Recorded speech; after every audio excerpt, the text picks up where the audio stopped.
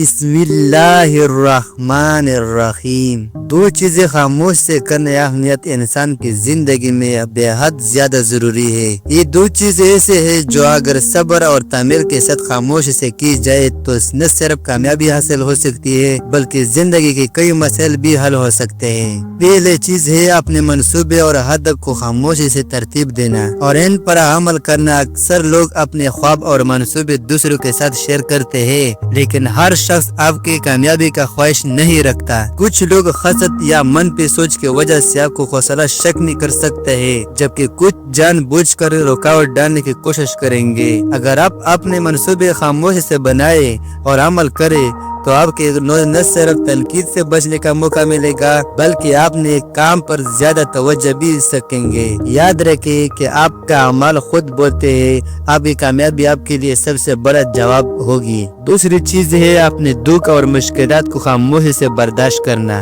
زندگی میں ہر انسان کو کسی نہ کسی مشکل کا سامنا کرنا پڑتا ہے لیکن یہ مشکلات ہمیں مضبوط بناتی ہے۔